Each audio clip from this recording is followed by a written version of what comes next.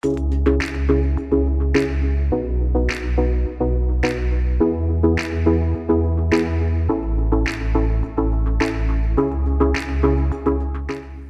afternoon, everybody. I am Case Mandel. I'm the co-founder and CEO of the Cannadips brand. If you guys haven't heard of us, we're the original smokeless hemp CBD and original smokeless cannabis pouch product in the United States. I'm excited. I've been in this industry for about 10 years, and it's exciting to see it come this far, sitting here at TPE leading this panel. CBD is an interesting topic. I'm sure everybody here can realize we go into this beautiful trade show and 70% of the products, it looks like, are CBD products. So it's definitely the talk of the town and taking the world by storm. In every small town or big town in America, there's banners on the side that say CBD here, CBD this. We can get CBD pillows, CBD blankets. It's definitely a hot topic. So I got some really exciting people on the panel today. We're really looking forward to talking to you guys about some market trends and what products are working and how we can help. So I think let's start with some introductions. If you guys want to introduce yourselves and how your company is involved in CBD. I'm Laura Fuentes, the CEO and co-founder of Green Roads. We're a CBD company, health and wellness company. We really concentrate on products that are for the end consumer. I'm a pharmacist by trade for 25 plus years. So we concentrate on having products that will I can't say alleviate medical conditions, but that will help with nutritional supplement problems that we have in our system now. I can't really say anything. All good? I don't know that. I did not know that. My name is Bethany Gomez. I'm the managing director of Brightfield Group.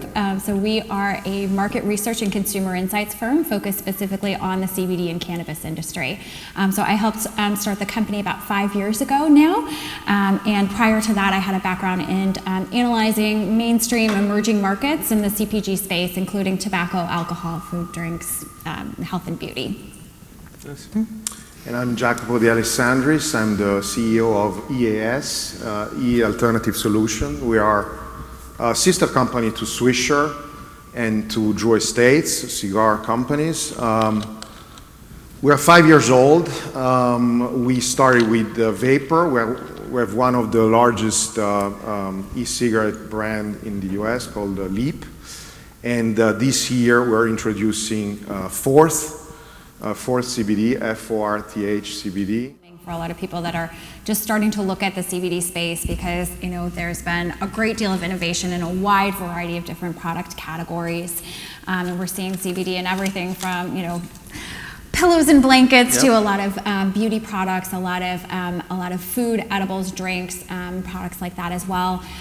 What is really resonating in smoke and vape shops, the number one product is tinctures. So tinctures make up 36% of sales through smoke and vape shops.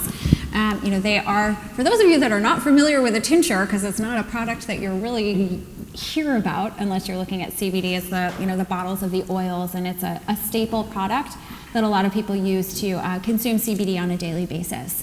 The three other products that are most commonly sold through smoke and vape shops include vapes. I'm sure that's probably not a big surprise. Vapes, pre-rolls, and gummies.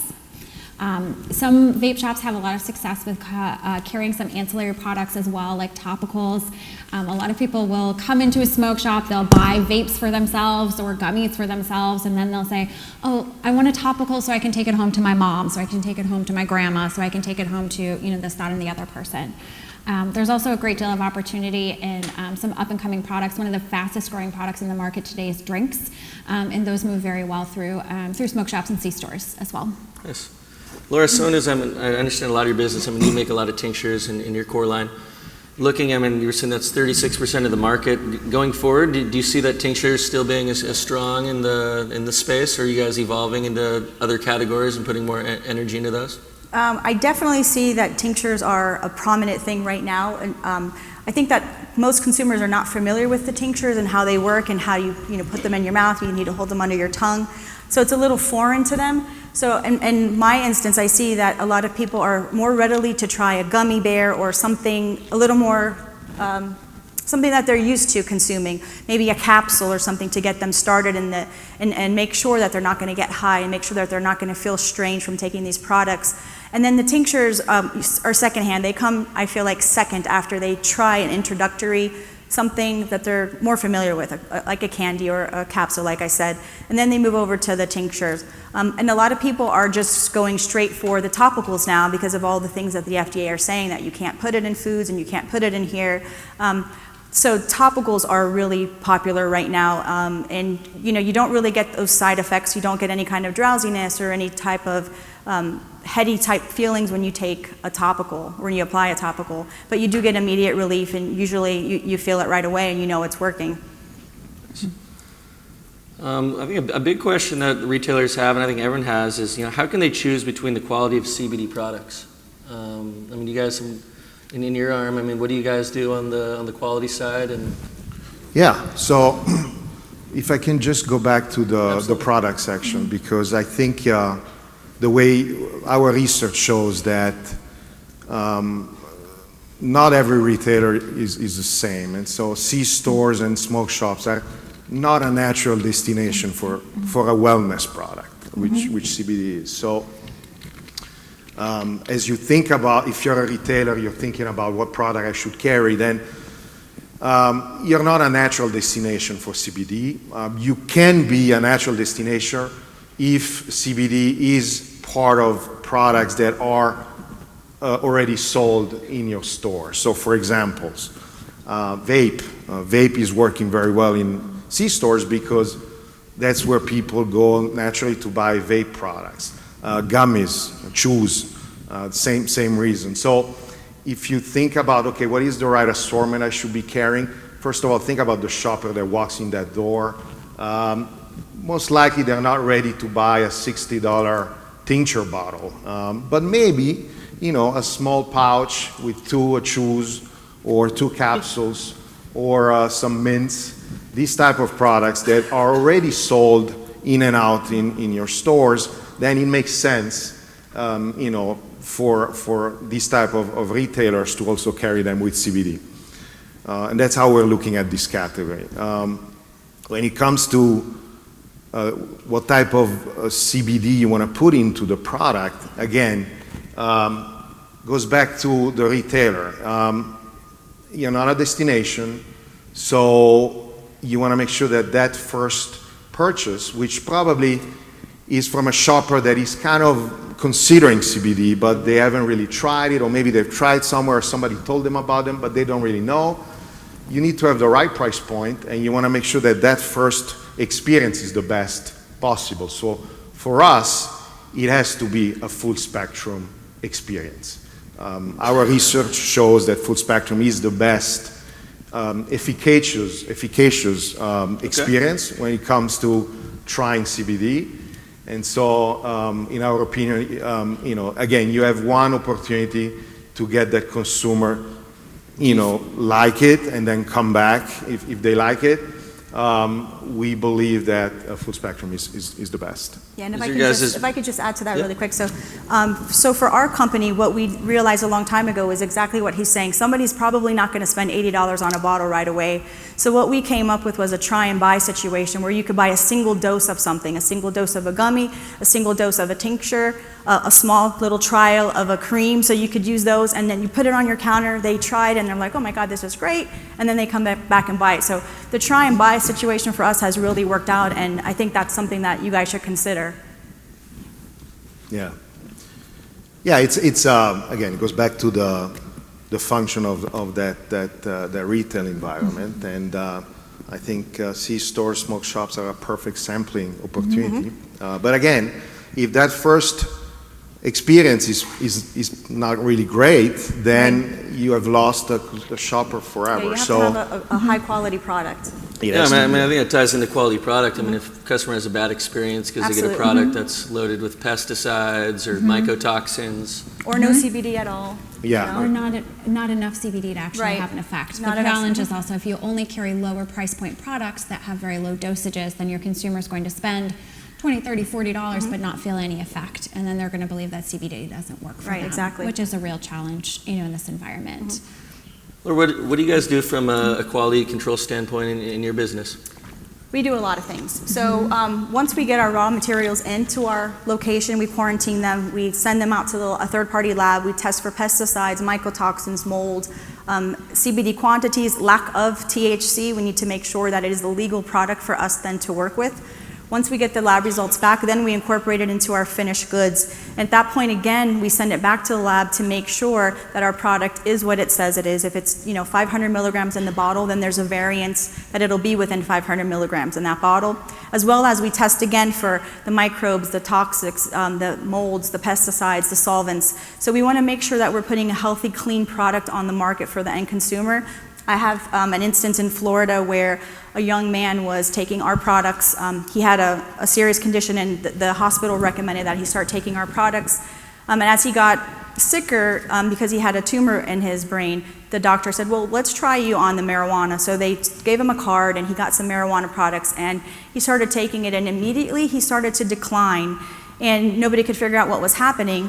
So we sent his product to the lab to find out what was going on, and it was full of leads and mercury and solvents. So the lady was trying to do the right thing for her child, and unfortunately got a bad product, and it ended up hurting the child in the end. But we were able to help him and clean up the situation, I guess is a good way to say it.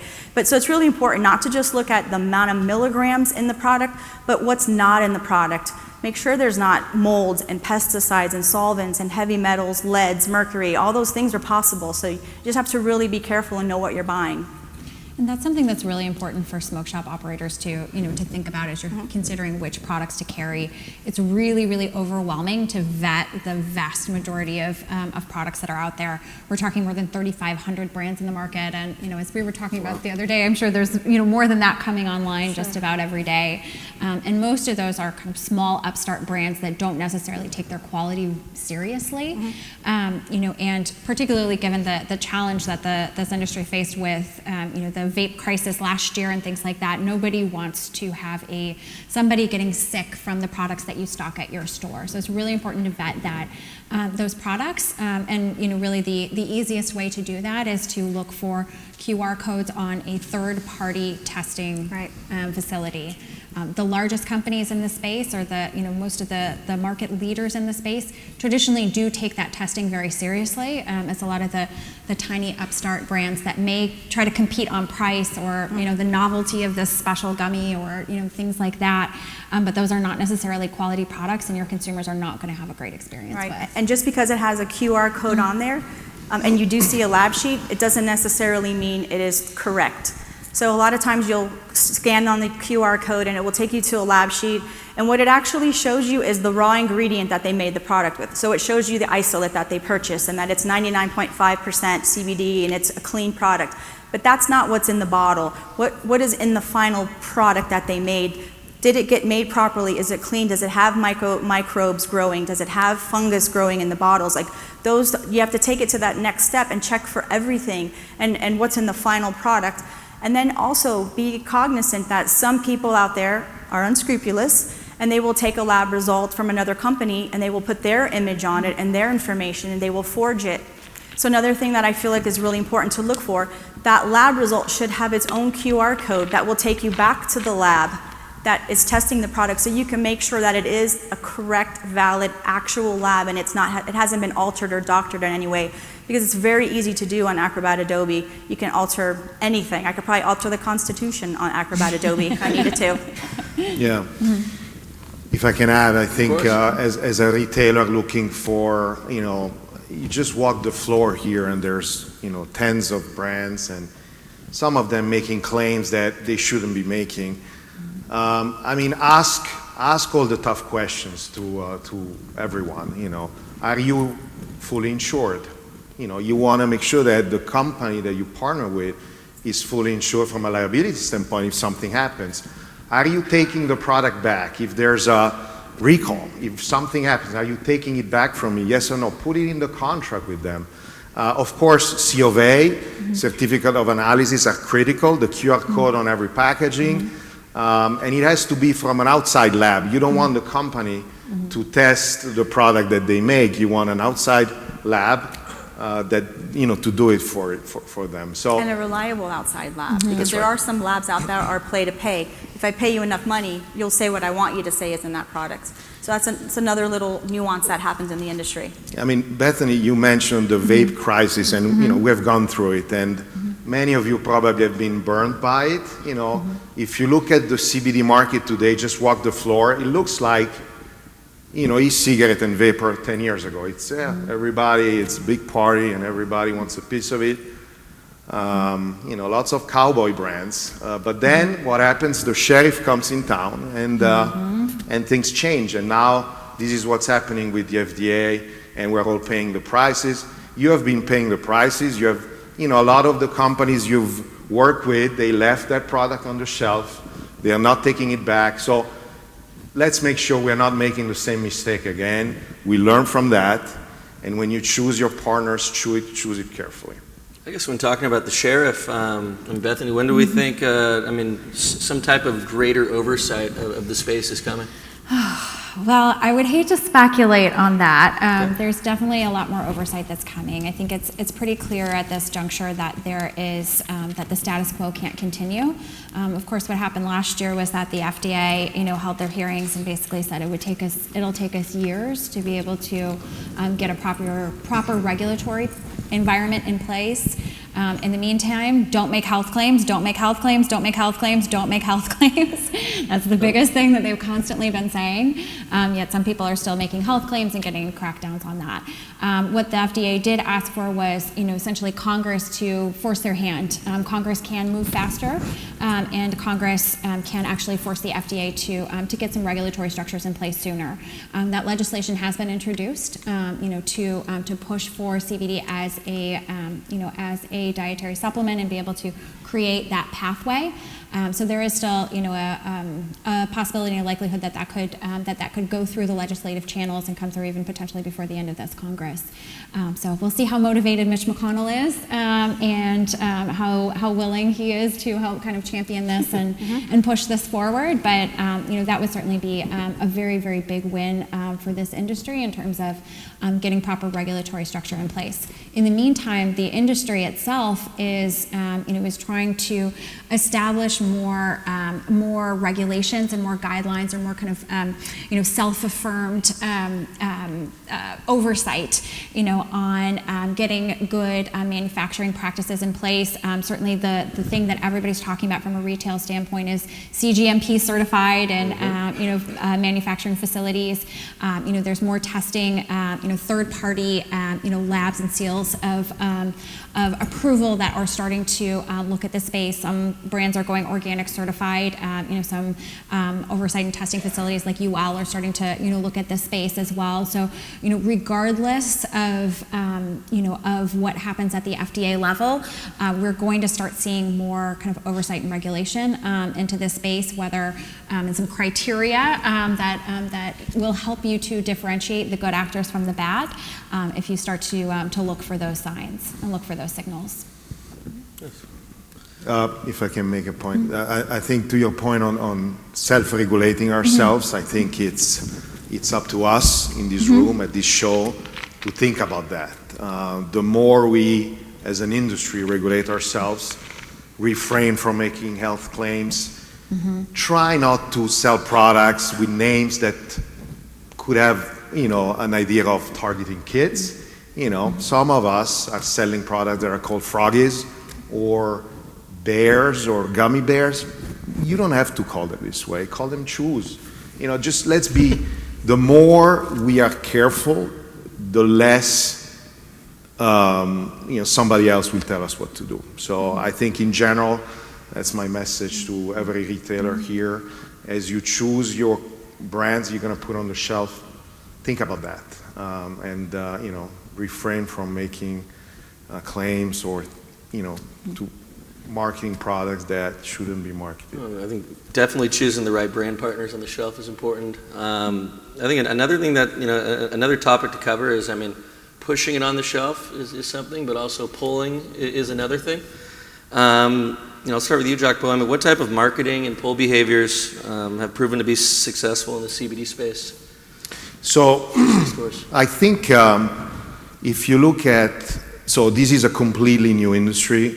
We know that there's a lot of word of mouth happening, people talking to each other, and there's a lot of confusion. And so what we see, some of the basic things that need to happen for a shopper to try a product is to try to remove that confusion as much as you can. So for example, the milligram levels. How many milligrams of CBD you're gonna get? And so our experience is that the clearer you are in telling the consumer that every doses of that product will give you X milligram of CBD, that's a simple way to do it. Today, there's confusion between price points because you can buy, a 1,200 milligram CBD product, but then when you take one dose, it's very little. So trying to, as you put the product on shelf, to explain the milligram levels that every doses of that product will give you, that's very important. The price point, again, it's very basic marketing mix here. It's not big advertising, but having the right price point, that sampling opportunity, that trial opportunity is critical. Too many people are not trying the product because it's just too expensive. And if you're able to lower the price point, maybe because the product format allows you to do that. So instead of selling a jar of 60 chews, you sell a pouch with 2 or 4 in them, below $15. That's really what's going to drive that purchase. The consumer out there wants to try it. There's enough word of mouth for them to want to buy the product, but you need to remove the confusion and give them a price point that allow them to try it. But Laura, what do you think? About price points? Well, not price point, but the initial question was around marketing. Right? Yeah, more on the marketing side of like what's working and what's not working in retailers for you guys. For marketing, I think posters and pop-up displays, tents for the countertop. And I think the most important thing is your salespeople to be educated on what products you have, what they do, how to look up QR codes, what to look for, and obviously not recommending anything for any specific conditions, that kind of thing. I'm sure no one really goes into a smoke shop looking for medical condition help, but surprisingly, when we started doing this in 2013, in 2014, smoke shops were the only stores that were interested in purchasing our products. So that's where we started. And then we started noticing grandma going into the smoke shop to buy the products because their children were taking it home for grandma to try. So that's really where this has come along a really long way. But all kinds of marketing materials, pop-up tents, posters, things for the front doors, and educational materials is what's been working for Green Roads. It's really interesting, up until this year, up until the Farm Bill passed, this industry basically grew up exclusively based off of word of mouth industry, or word of mouth advertising. It hit, $600 million based off of word of mouth advertising. Over the course of the last year, we've seen a wide variety of different marketing efforts, that have been, successful for different companies, and particularly for smoke shops, for C-stores, those, in-store retail, retail marketing activities, the stickers, the supply, the displays, the educational materials, things like that, have been very beneficial in being able to get people that are passing by in the store understanding that you carry CBD. You go past a 7-Eleven, you go past a Circle K, there's giant signs that say CBD sold here, right? So that's kind of one aspect that's very kind of tactical and very easy as a smoke shop operator and a store operator to be able to employ. There's also a lot of brands that have been able to, now that a lot of these restrictions have been lifted, to actually do big ticket advertising and marketing efforts as well. So there's been a lot of strength in social media marketing and digital marketing, in even billboards, in Times Square, and radio ads. ads and and sponsorships with big athletes and things like that are helping to gain a lot of attention and a lot of recognition that have been really successful for a lot of companies. But some companies have grown up out of nowhere just by using really, really savvy digital marketing strategies in particular, and things like geofencing to be able to kind of really drive those sales efforts. That was one of the tickets to Medterra's success, for example. Jacopo, you had mentioned products that were doing really well in C-stores or ones that kind of resemble traditional products. I mean, I can kind of see, like drinks and candidips, for example, gummies. I'm going to start with Bethany on this one. What barriers do we see for like traditional CPG companies entering the space with these type of products? Will they, and when? Absolutely. So the FDA is kind of the big the big thing there. So the largest consumer packaged goods companies are not going to officially enter the space until there is an official green light from the FDA. They're all looking, they're watching, a lot of them are starting to, develop strategies of what can I do if, right?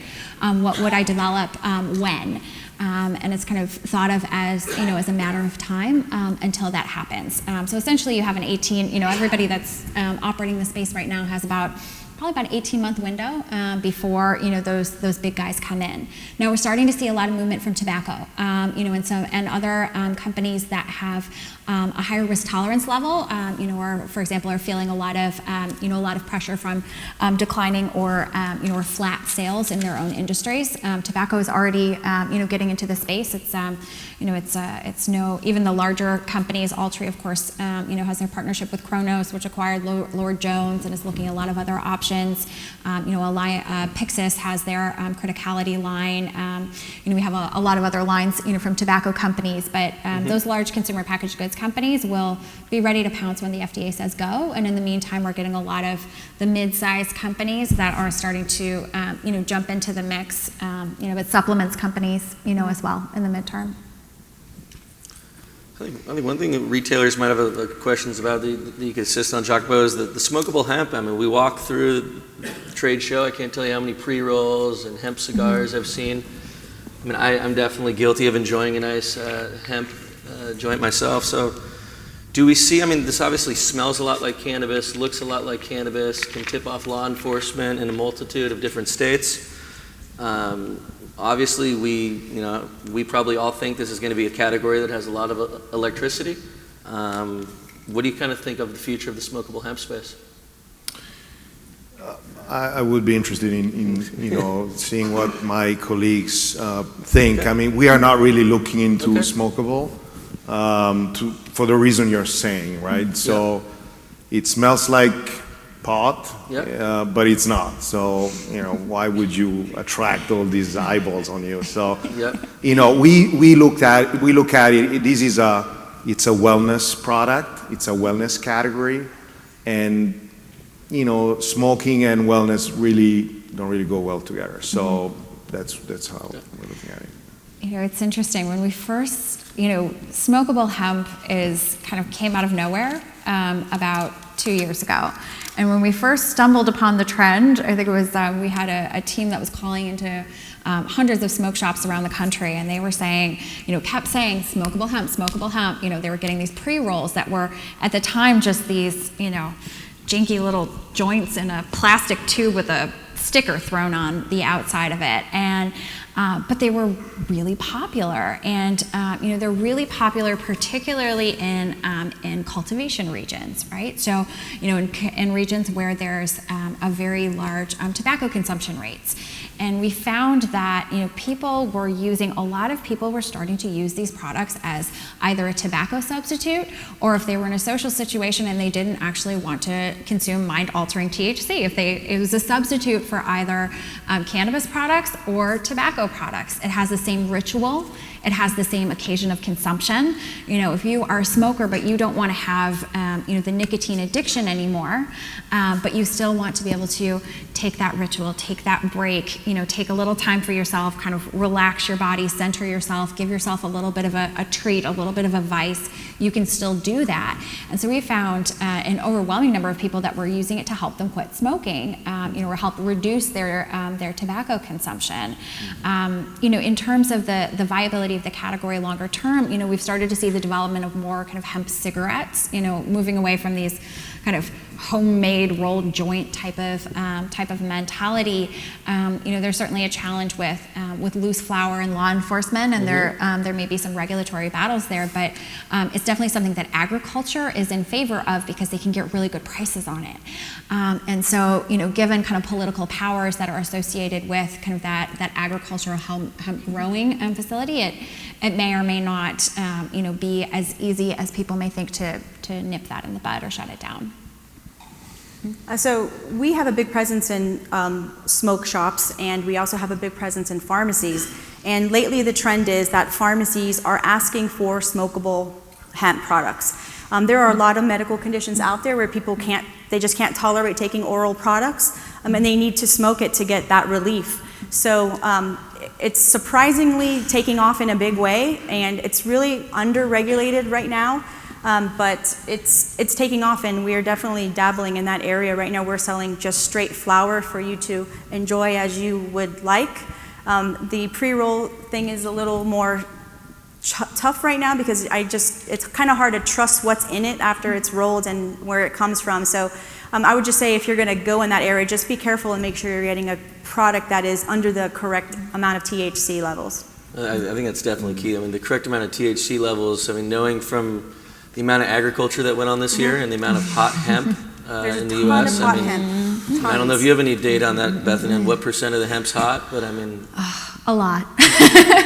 No, it was interesting. I mean, we saw this year there was, since the Farm Bill passed, the amount of hemp that was produced in the United States grew by about 500%. So there's a lot of farmers that were doing this for the first time. They may be familiar with growing a lot of other crops, and they're taking a part of their farm and they're trying it for the first time. And anytime you have an entire industry that's mostly coming from people who are trying things out for the first time, a lot of them are not going to get it right? So we saw a lot of crop failures. We saw a lot of hemp that tested hot.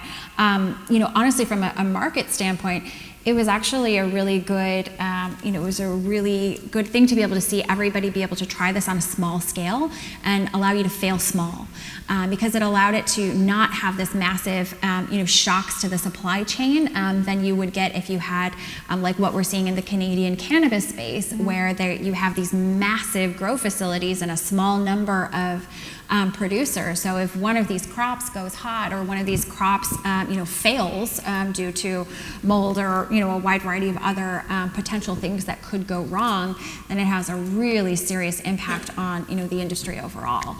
So at least we had kind of a wide patchwork of small farmers that some of them failed small to begin with. I think on the retailer side too. I've heard a lot of variables. I'm obviously in this space, so I understand the variables pretty well. But what type of resources can retailers rely on to stay abreast of all the latest news, whether it's on a federal or local level, and just in general? I think Hemp Industry Daily is a really good source to be able to keep up to speed with regulations. I think they're pretty neutral and pretty kind of policy focused, but have very kind of digestible things. So if there's it's a good place to cruise every, once a week, once a day, just to, depending on how interested in the industry you are. But they also have pretty good backlogs on, on files on different, states or regions or whatever. So it's pretty searchable, and it's a good way to keep abreast of regulations, I think. Mm-hmm. I agree, but just Google your states, because every state has something in the works or has something that's working, and they're changing it constantly. So I would say, what state you're in, really just keep abreast of that, because that's what's really important. That's what's really going to matter for you individually. Yeah, I agree. I would Hemp Industry Daily for sure, and just give a shout out to the Hemp Business Magazine, which was launched today. That's another source for you guys if you want to look at it. It's available here at the show. And kind of as like a wrap-up question to you guys. I mean, as a brand owner or part of a brand, and what can you do to protect the overall CBD industry from these bad actors and help kind of lift it up so that it doesn't fall into the same traps as the vape space, et cetera? Yeah, well, we talked about it. I think retailers have a big responsibility to police this industry and differentiate the good guys from the bad guys, the adults from the children. And you have to you have to ask all the tough questions. Yeah. If there's a company that wants to sell products and is giving you advices, for example, from a compliance standpoint, ask them how many lawyers you have on staff. Real lawyers, people that you pay FTE, not consultants that you pay a few hours a week or so. I mean, these are the right questions because this industry is crazy in terms of regulation. If you don't have at least 1 or 2 full-time employees that are lawyers that constantly look at what's happening out there, you're going to miss something, and then it's going to be your fault because you're going to carry a product that is not supposed to be on your shelf. So that's one of the tough questions you want to ask. Of course, we talked about the quality. You should ask if you want to visit the facility, visit the factory, visit the growing where the hemp is being grown. I think that's another way to do it. Again, as I told you, insurance, is your partner fully insured liability-wise? Is he going to take back the product if anything happens? I mean, these are big questions, and you're going to see that most likely out of 10 companies that want to sell you products, maybe only 2 will survive that first triage. I think as far as us doing our part to maintain trying to get rid of the bad actors, I mean, it's not up to me to get rid of the bad actors. We just try to always do the right thing and make sure that we try to stay ahead of what's coming out with the FDA and what's coming out with the vaping industry and all those things. But I really can't police the industry. It's up to the buyers to do that. You really have to know who you're buying from and just buyer beware. Know who you're buying from. Look at all of those little nits and gnats of all these companies. Absolutely, and I think a lot of brands are doing a really great job of helping to educate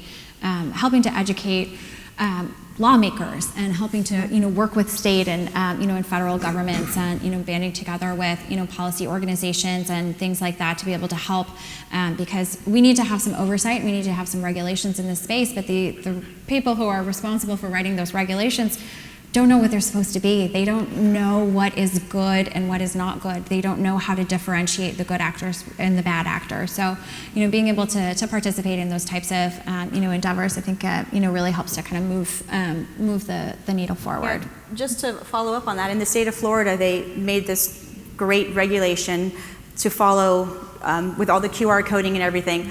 But they didn't realize what they wrote required you to have a QR code on the hemp seeds that you can buy at your local grocery store. So every grocery store in the state of Florida had to remove their hemp seeds off the shelf because of a small little error in writing the law. They overlooked that. So all those little kinds of things are happening all the time. People don't know what they're doing, and they need to really reach out to people in the industry who've been doing it for a long time. So that's a funny thing that happened. Yep, it's a moving target, and it's a new thing for for everybody. So being able to help educate people, educate lawmakers, and help hold their hand through the process a little bit, while trying to remain neutral and and not overly political. I think is good. Nice. Well, I think we had some time for questions from the audience. If anyone wants to ask what. Am I speaking loud enough? Yeah. Yep. Perfect. I hear, Laura, you talked about pharmacies where the patients or the caregivers are looking for something other than oral, and your patients end up going for smoking. And also, you talked about the tinctures. The tinctures are in alcohol, and the oral for ingestion is in oil. So again, that is sublingual or oral intake, and your alternative being smoking it. But what I'm wondering is, why are you not looking into making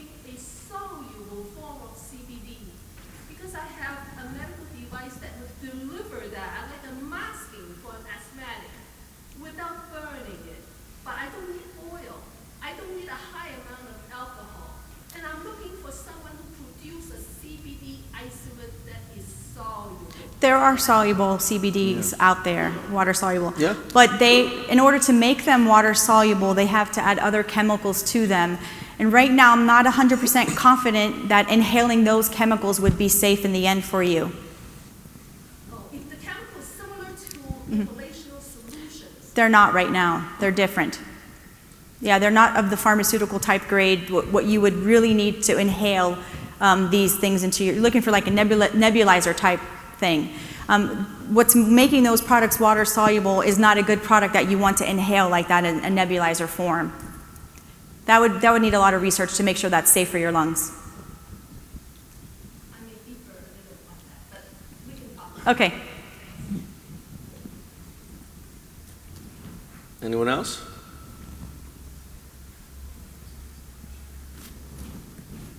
And so we're hemp growers. We did maybe 12,000 pounds of dry this year. Sent it to one customer. We had all our COAs in place. Everything was good. 3 months later, the client tells us they can't pay us because when they tested it, all of a sudden there was some molds. So my question or my comment is, what about the processors? What kind of standards are they being held to?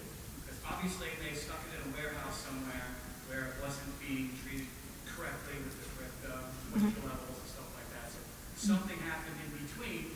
So I think it's happened to other growers too. What can we do? Or what is anybody doing about stuff like that? Yeah, I think that's going to be up to the Department of Agriculture. And honestly, you would just have to make sure you have it in your contract that, you know, once you send them a viable product, maybe you send it to a lab first and have the lab hold it and have the lab test it. And once you get the results back from the lab, then you release it to the consumer or to the company, the extractor, or whoever it was that you sold that to. And then it's no longer your issue, it's theirs if they mishandle it. But it's, yeah, you just have to really work those things out in the contract in the beginning when you start talking to them about purchasing your grow. It's unfortunate. All right. Well, thank you guys. Thank you. Appreciate it. Thank you.